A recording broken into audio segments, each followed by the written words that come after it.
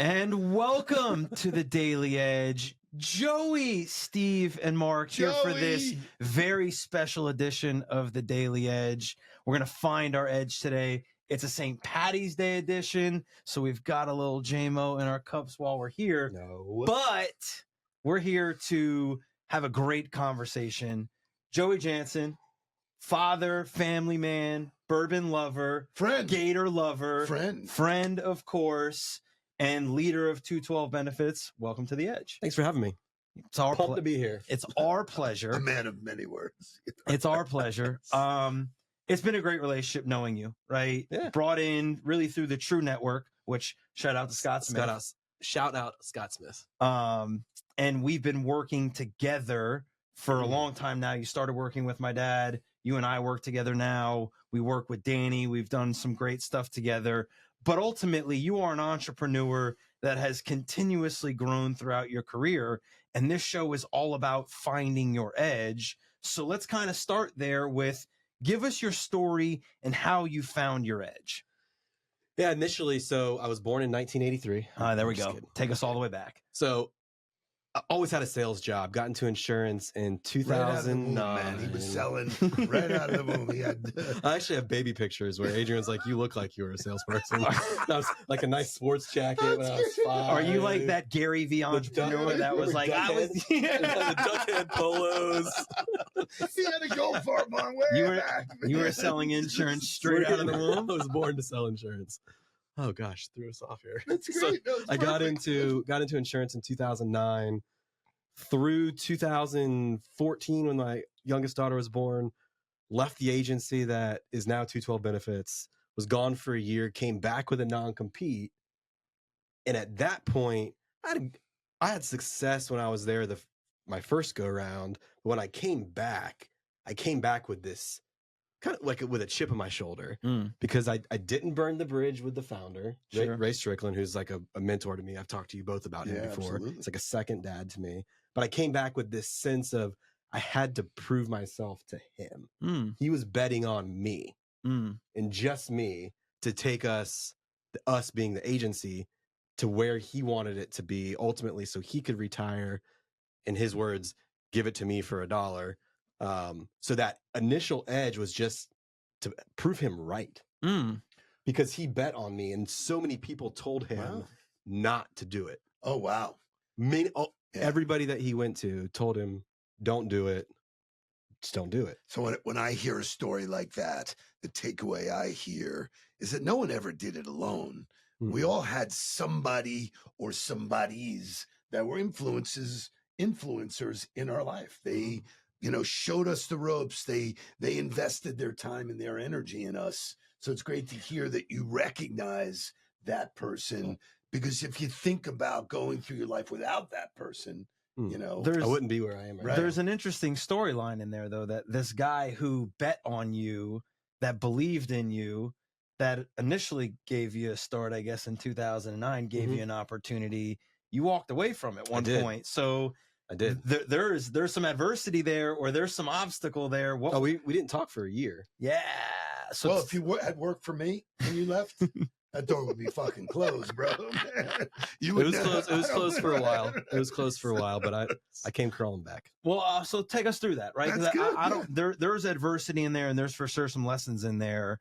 The guy who gave you the start, why did you leave? And what happened in that time between you leaving and coming back that allowed it to be this next launch point for your career? So, a couple things of why I left.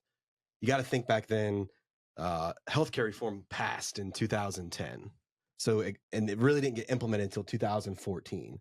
So that was a turning point for the industry where nobody really knew what was going to happen.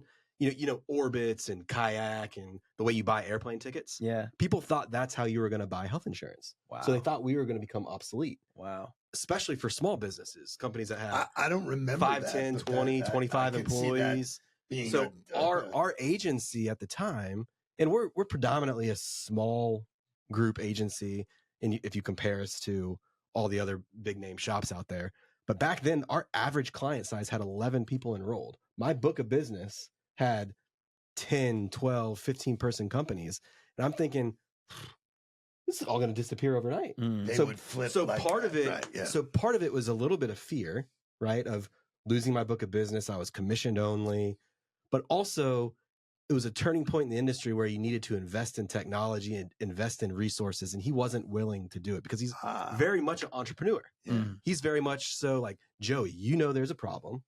Go find the solution. Yeah. But I'm not going to buy it. Right. Because that's just not the way he wouldn't want to do it. Listen, So I think I got frustrated. Yeah. And I was arrogant. I thought I knew better.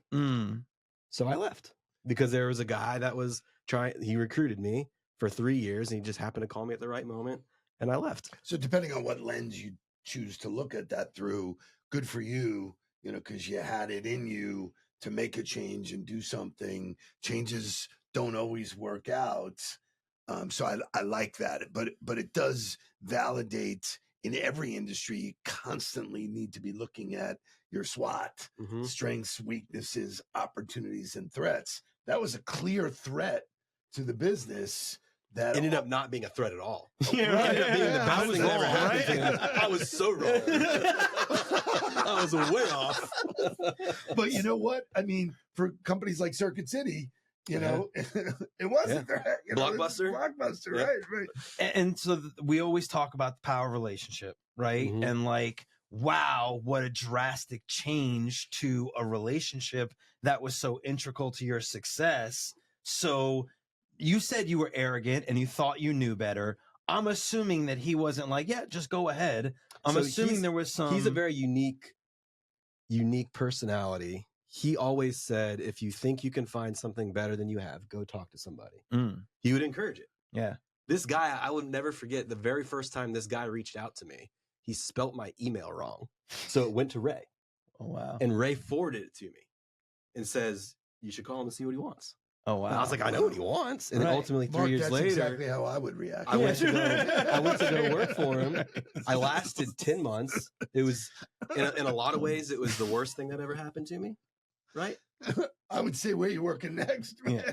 Like it was the worst thing that ever happened to me. In a lot of ways, it was the best thing that ever happened to me. I would go back and do it again. Right. So I'm so glad that you went there. I'm so glad that you went there because you were like, I was wrong. I was arrogant, but you would make that same mistake again. 10 times out of 10. Why? What'd you get from it? I learned more in that 10 months of being gone. I learned how strong relationship Ray and I had. Those 10 months being gone working for this other agency, I grew as a salesperson more in those 10 months than I had in the previous 4.5 years. Why? Wow. Why? I had a lot of mental trash. Like I thought I couldn't do X. I thought I couldn't do Y. We just talked about it this morning. Whatever story you're telling yourself. He pushed buttons that I didn't know I had and motivated me to do things. And I proved myself wrong. And in doing so, I really just didn't care for the guy at all. We were like oil and water. So I woke up one day and I just quit. I had no plan of doing anything. Wow. Just quit. Called him, was like, I'm done. Okay. And then I called Adrian and I was like, hey, I just quit my job. Which when you leave a job without another job, you got to really want to get out. Yeah. Mark, does that sound familiar? Yeah. So I you got to be done. You got to know that you're done.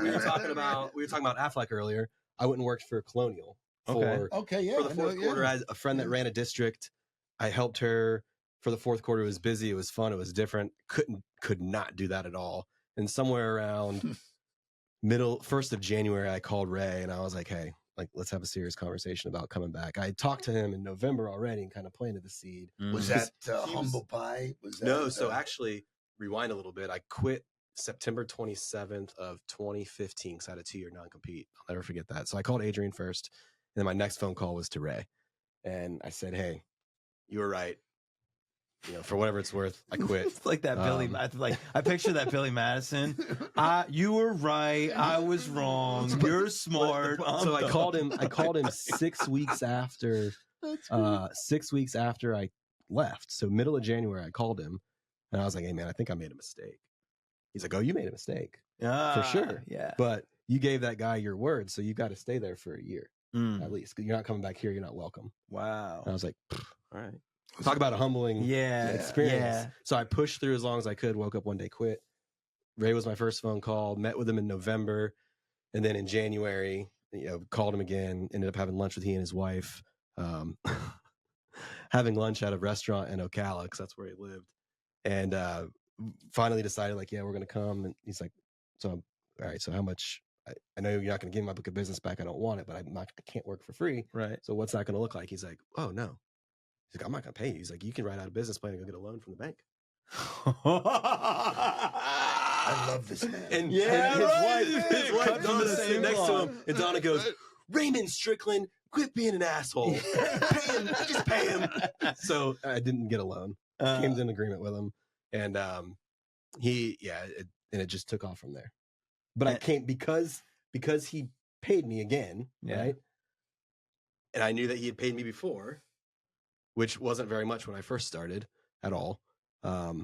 Paid me more when I came back the second time. I had that chip on my shoulder to prove him wrong because I didn't want to waste his money. I didn't want him to invest more than he needed to. So I was so motivated. So my edge was to sell as much as humanly possible, as fast as I could, in the right way. Right.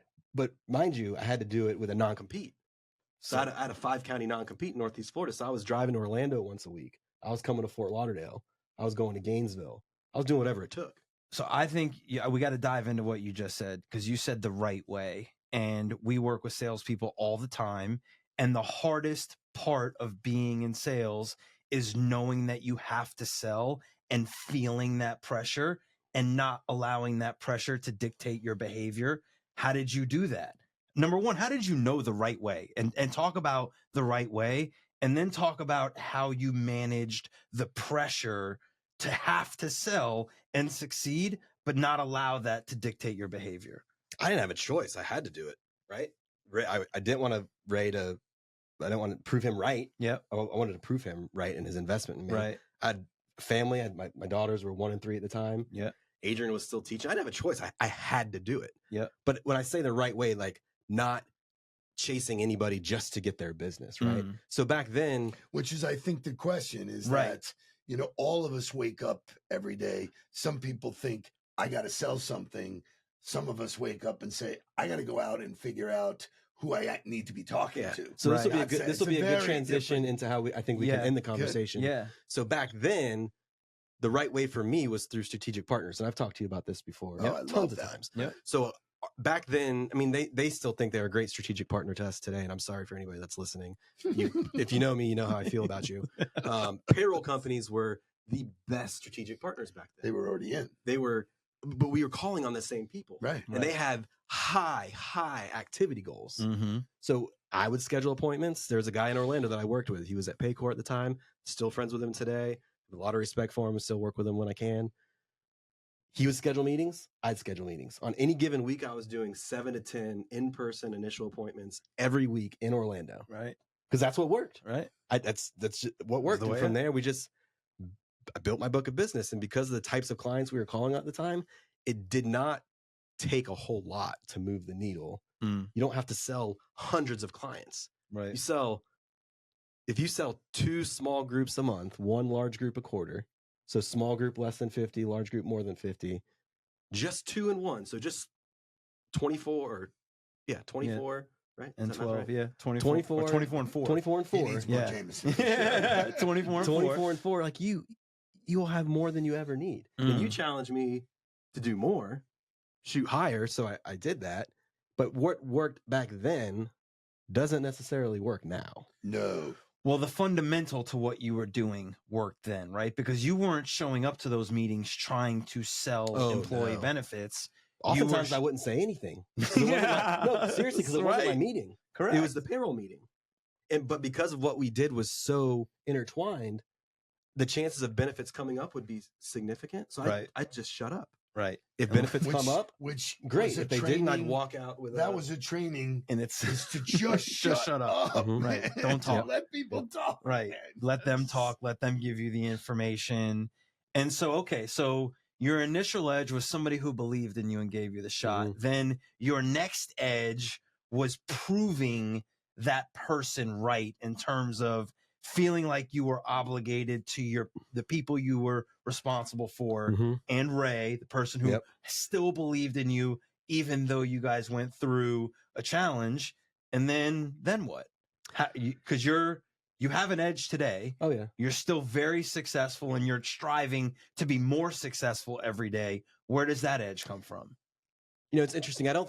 We talked earlier and I said I lost my edge. I don't think I lost my edge. I think I got lost in how I was going to do it. I was kind of stuck in the middle of trying to do it the way I used to and trying to learn this new way of LinkedIn. Sure. That you guys have taught me. Yep. And my edge today is two things. My family, that will always be my edge, providing for my kids, giving them something that I didn't have when they were kids, giving them an opportunity to have things when they're older and grown up. But really it's producing for our agency, for our people. Because Danny's the producer too, but I'm also one of two producers and I've been doing it the longest. There are 16 other people in that agency that rely on Danny and I to produce. If we don't produce, we don't grow. Yeah. They don't get raises. We're not able to do the things. We're not able to have Dream Day. So that drives me so much to help them reach their goals, to give them opportunities to grow. And where does your growth mindset come from to be willing to go, I'm not just going to keep doing what I always knew worked? Because we had this conversation in our team meeting this morning, particularly for salespeople. It's very hard to let go of what they know has been successful in the past, even when it's not being successful in the current moment. So where does that come from for you that you're willing to go, I'll try another way and I'll trust that there's results on the other side? Because you look around and you see other people having success and doing things. So first I met you, and then I met you, and I got to know the on the ball process, and just watching it from afar. I mean, it wasn't like I met you. I'm like, hey, let's work together. I mean, it was probably 2.5 years, 3 years before really. Later than most. It was West Palm Beach last year. I was like, all right, fine, I'll do it. But we never asked you. No, right, never. Because I reached a point to where I was still producing. I was still getting new clients. I was still doing all those things, getting introductions from my current clients. But what I love the most is getting it myself. Like, you can refer me somebody, a client can refer me somebody, but there's no bigger thrill for me than to find somebody, go get them, qualify them, sell them, so I'm going to be a client. I have a question. Yeah. In the new process that we have, the wins are different because they're with people that are like us. Oh, they're the have best. Something in common with us. It's not just a win. No. Because you talked about something that you didn't get and you were sort of glad you didn't get it. Correct. And that's a whole different mindset because people used to just grab and claw for anything. And it would have been a great win for me, for the team, for the company. But when the short term, when you win now, you're winning with people. The story you shared about, the woman knew you were into bourbon, right, which was your place of commonality. You could talk forever about it. We did. We talked for 45 minutes about it. Right. It's like with this kind of wear and what your experiences with it, that is the new selling. Yeah. That is. I never once asked her to talk about benefits. We had 3 meetings. It was in because who wants to talk about benefits? I wanted to talk about bourbon. But 15 minutes into our third meeting, first one was virtual. Second one, I dropped off a bottle of bourbon at her office. Then we went to lunch. 15 minutes into it, she says, "So can we talk about benefits? Like, what are the trends? What should we be looking at? What should we be looking forward doing?" And then I was like, "Oh, sure, yeah." So, Mark, you talk about this all the time. You earned the right to have that conversation.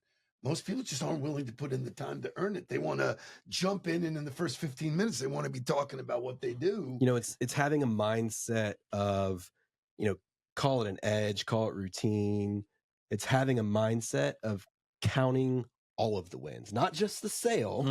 You got to count scheduling the conversation, because without that conversation, there's no second conversation.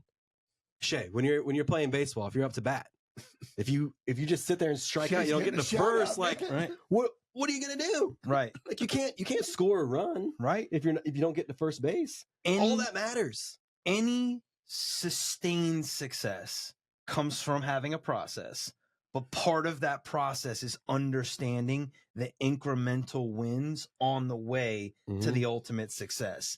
There are very few sales trainers. There are very few business development processes that really talk about that, right? Like, we celebrate new conversations more than anything else. Forget about proposals. Actually, the top metric when we do our own KPIs. How many new conversations did you have? So if you don't have enough in the pipeline, you're not going to.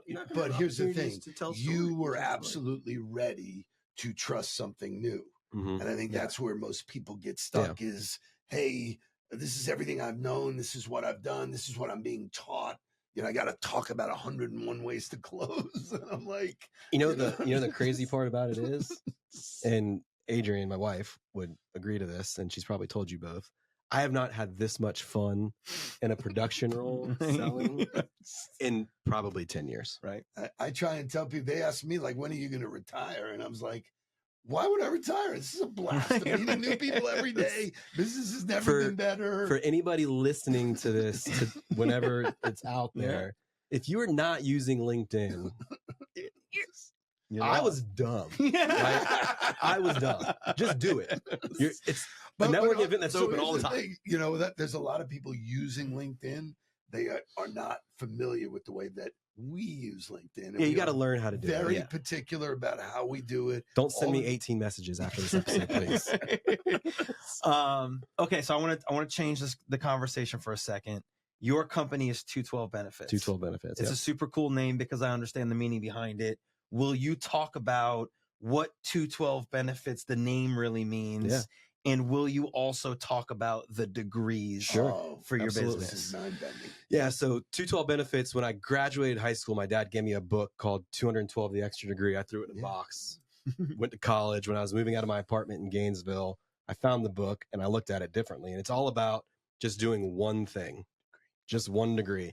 At 211 degrees, water is really hot water. At 212 degrees, water creates steam, powers a locomotive engine, takes things from point A to point B. It's what makes this whole world that we live in work. 1 degree, 1 change, systematic results. So we take that into externally, how I interact with new business production, interacting with our clients. Internally, our team does the same thing. Internally, going the extra mile for us, for our clients. And then, everybody has core values, right? So we had core values that our founder had. They were, he loved acronyms because I guess maybe it's like an insurance thing. No, I loved acronyms. I got tons of them. Maybe it's the Zig Ziglar thing. Come from the same time. The Zig Ziglar steps to success. It was LIKE, loyalty, integrity, knowledge, and execution, which are Love great. it. Which are great core values. Great core values. However, Adrienne and Eric, who my wife and other business partner, are not fans of core values. So they went to a presentation, they saw this guy present, and I don't remember how many he had. So instead of 4 or 5 core values, we created 22 degrees of 212 Benefits. And sometimes they're just words or just a short sentence of who we are. So for example, like degree number 6 was, I'm not going to get it exactly right, but it's admit when you make a mistake, own it, make it right. Just little things like that. Extreme degree ownership. Number 18 is money matters. It matters to us.